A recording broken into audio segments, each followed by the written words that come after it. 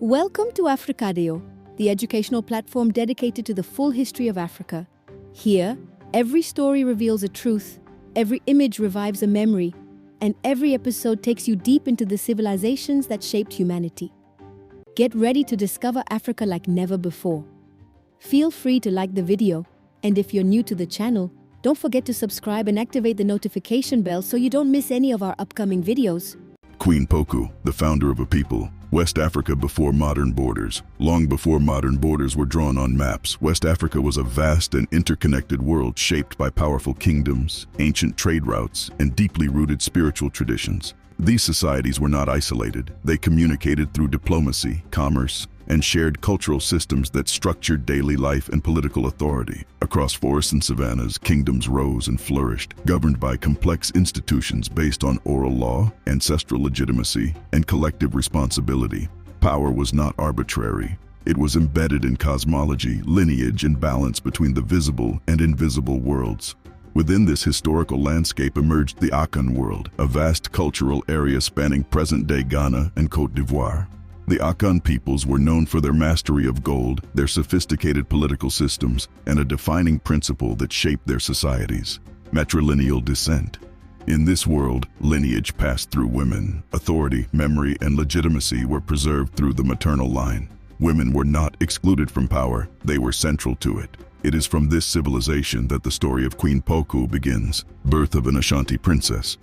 Pokou was born into the royal family of the Ashanti Kingdom, one of the most powerful and influential states of pre-colonial Africa. From her earliest years, she was surrounded by the symbols of sovereignty: the golden stool, royal regalia, sacred rituals, and the voices of elders who carried the memory of generations. In Ashanti society, the Queen Mother held a position of exceptional importance. She was not merely the mother of kings, but a political authority in her own right, advisor, decision-maker, and guardian of dynastic continuity.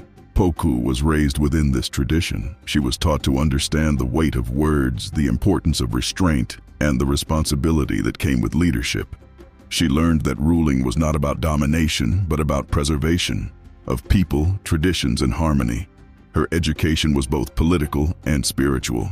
She was trained to listen before speaking, to observe before acting, and to place the collective above the individual. A kingdom at a turning point. As Pokou reached adulthood, the Ashanti Kingdom entered a period of internal instability. Succession disputes intensified among royal clans. Long-standing alliances weakened. The equilibrium that had sustained the kingdom for generations began to fracture. Such moments were dangerous. In societies where legitimacy was deeply tied to lineage, disputes over succession could threaten entire communities. For those associated with a losing faction, survival itself could be at risk.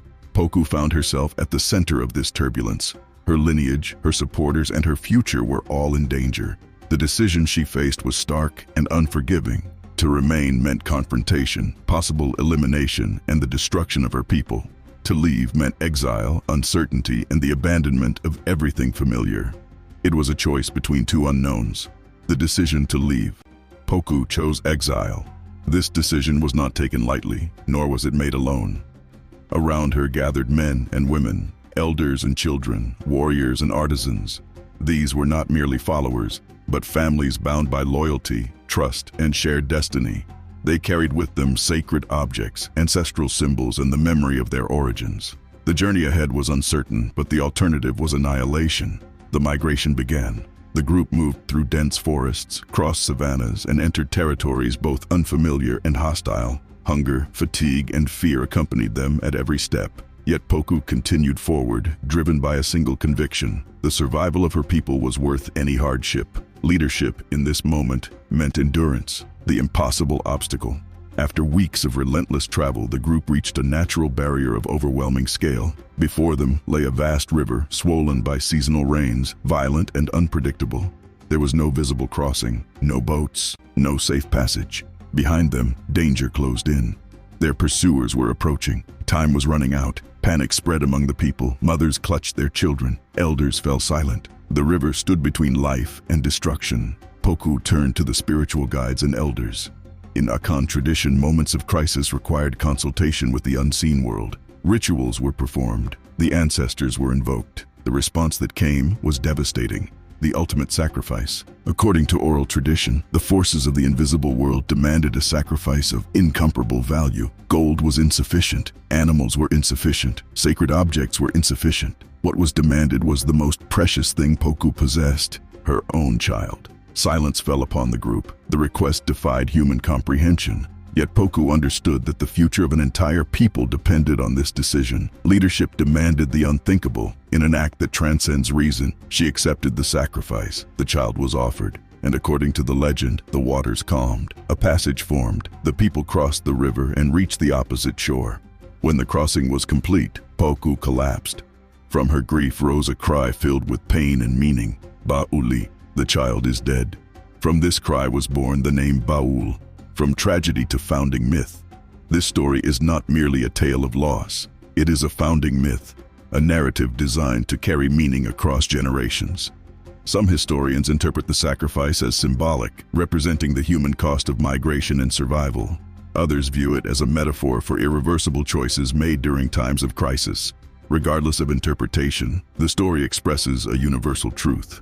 The survival of a community often requires profound sacrifice, and leadership carries an immense moral burden. Pokou's story is not about death alone. It is about responsibility, the birth of the Baoule people. On the far side of the river, the group settled in new lands in what is now central Côte d'Ivoire. Here, Pokou became the founding queen of a new people. She organized society, distributed land, and established rules that balanced Akan traditions with the realities of a new environment. Agriculture expanded, craftsmanship flourished. Rituals and oral traditions preserved the memory of exile. The Baoule people took root. Their identity was forged through shared memory, collective endurance, and transmission from one generation to the next. Women in power in African history. Queen Pokou's story challenges common misconceptions about power in ancient societies. In many African civilizations, women were not excluded from authority. They were essential to it. Pokou was neither a conqueror nor a warrior queen. She was a founder, a guide, and a symbolic mother. Her power lay not in conquest, but in preservation and continuity. Her legacy reflects a broader reality of African political systems where leadership was often defined by balance, consensus, and moral responsibility. Memory, transmission, and legacy. Centuries later, the name Pokou is still spoken with reverence. Her story is told in ceremonies, songs, and cultural works. It explains origins, reinforces unity, and transmits values. Queen Pokou embodies a universal question that transcends time and geography. Asterisk, asterisk, how far can one go to secure the future of those one loves? In the forests of Côte d'Ivoire, in the memory of the Baoule people, and in the broader history of Africa, her voice endures. Nations are sometimes born in pain, but they survive through memory, unity, and transmission. Give us your thoughts in the comments, and if you enjoyed this video, don't forget to like, subscribe, and activate the notification bell so you don't miss any of our upcoming content. See you soon for another extraordinary episode.